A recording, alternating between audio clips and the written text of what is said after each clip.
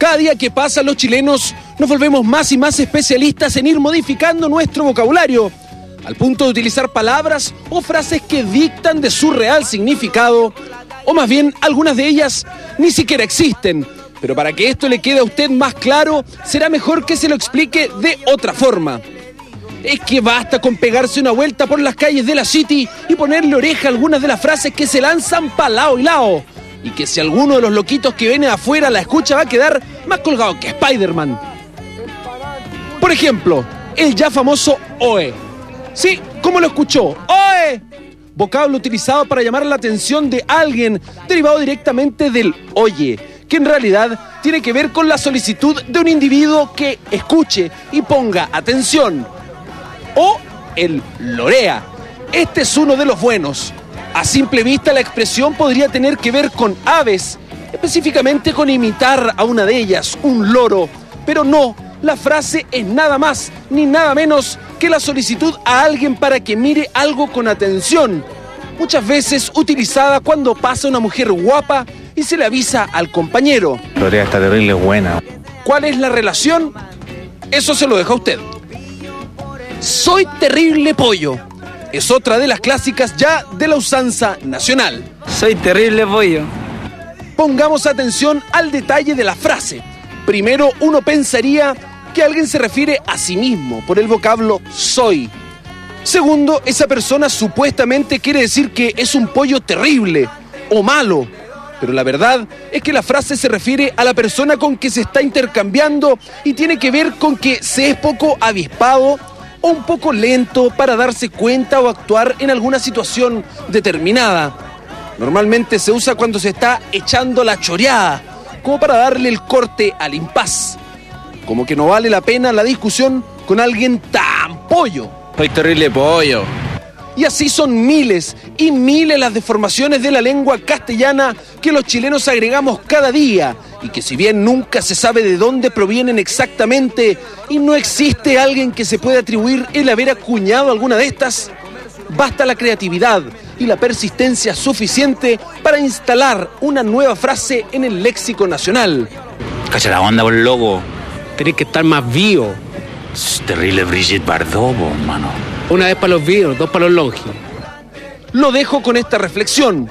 Piense usted cuántas de estas frasecitas se despacha usted a diario y si es que realmente le gusta cómo queda o prefiere corregirlo y mejorar su forma de hablar.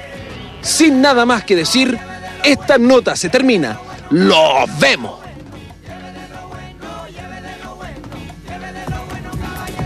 Y vamos, estamos con un experto en el tema, Héctor Vélez Mesa, periodista, escritor, autor de numerosos libros y se ha dedicado a estudiar el léxico de los chilenos. Y lo novedoso es que tenemos un léxico, me imagino. Bueno, primero muchas gracias, hola, ¿cómo Héctor? está? Buenas noches. Tengo una sensación, por lo menos yo viví en el extranjero, de que en América Latina, que en Chile somos particularmente creadores de lenguaje.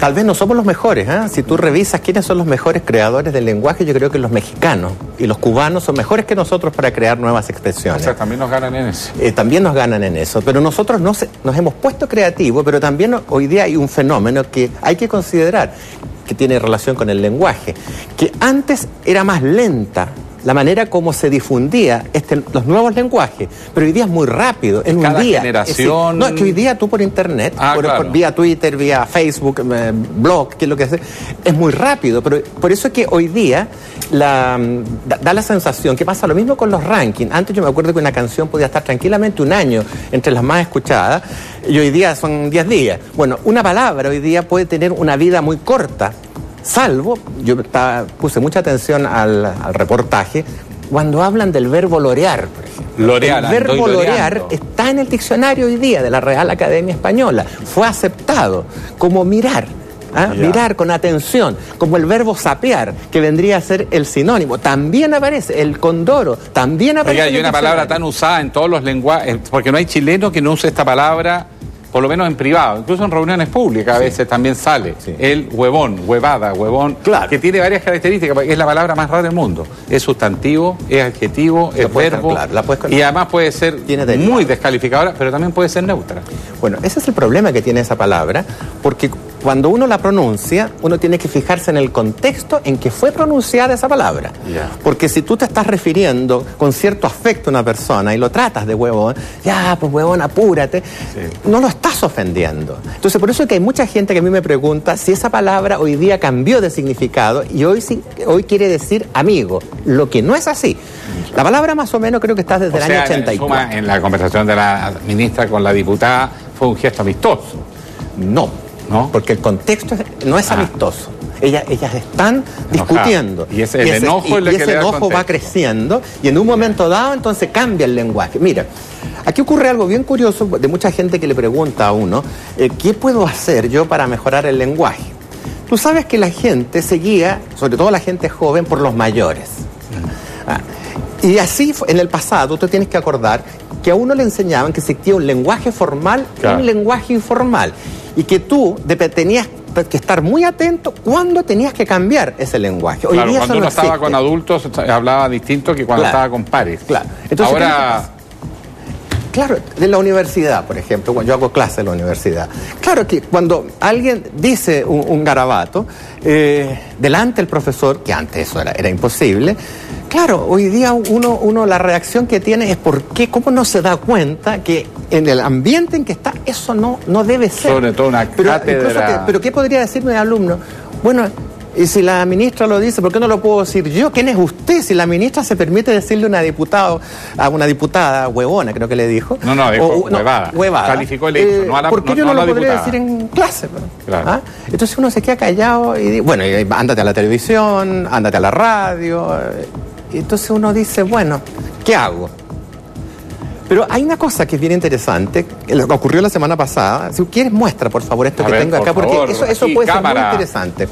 Mira, este diccionario que apareció el martes de la semana pasada es un diccionario flaite. Pero que tiene una particularidad, que en la primera parte de este diccionario, ¿qué es lo que hace el autor? Es contar cómo nacen estas jergas, estos lenguajes. ¿Cómo nacen?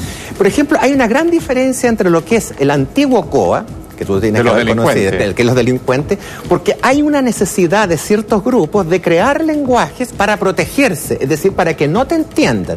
Pero hoy día el lenguaje flaite es un lenguaje transversal, que tú lo vas a encontrar no en los delincuentes, sino que lo vas a encontrar en los trabajadores, en los obreros, en los estudiantes, e incluso en las clases más acomodadas que no son marginales, porque antes estos lenguajes eran marginales y de ahí asaltaban o cruzaban. Hoy día no. Claro, ahora me da la impresión que incluso más que los términos que se suelen generalizar las palabras, es la manera de impostar la voz y de hablar es mucho más diferenciador socialmente. Pero fíjate cómo el subtítulo que tiene. Claro. El lenguaje tiene algo que es muy atractivo y sobre todo el lenguaje del flaite es el sonido, es la forma como ellos hablan, es la forma como dicen las palabras, que eso es lo que llama la atención. La niñada, por ejemplo, usted sabe que uno muestra los dientes. En el hombre mostrar los dientes es sonrisa, los animales es agredirse. Es agredirse. Entonces ellos hacen así y ahí te decís, ¿querís ser leyenda? Por ejemplo, cuando le dice un flaite a otro, ¿querís ser leyenda? ¿Qué le está diciendo? Que lo va a matar, lo está amenazando. Claro. Pero ¿qué es lo que tiene este lenguaje flaite que aparece acá? Y que es el lenguaje, todo esto que tú has estado hablando tiene que ver con el lenguaje flaite. Sí. ¿Qué es lo que tiene que ver? Es que hoy día este lenguaje ha penetrado tan fuertemente en la sociedad que hoy día perfectamente lo vas a encontrar en lugares donde tú no te habrías imaginado que puede llegar ese lenguaje. Ahora, para cerrar el tema, porque ya nos pilló, está muy buena la conversa. Sin embargo, el lenguaje nos permite pensar.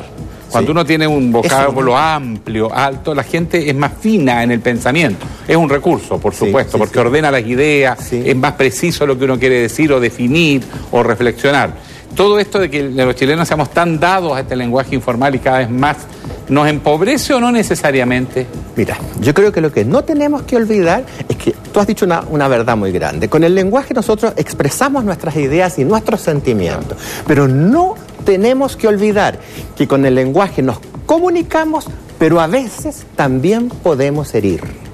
Esa capacidad de herir con el lenguaje hoy día es muy fuerte, porque se ha transformado en un lenguaje muy grosero. Ya, yo le proponer entonces a la ministra Matei, a la diputada Isasi y yo mismo que hagamos una especie de mea culpa, hagamos un relajamiento y paren la cosa ahí porque creo que se está pasando a la raya. Entonces terminamos esto y para que no nos pongamos flaites. Muchas gracias, profesor. Público, Don Héctor Vélez Mesa, conversando acá con nosotros, colega periodista, etcétera. Es bien interesante leer estos libros, porque además, como usted dice, uno conoce más a los chilenos.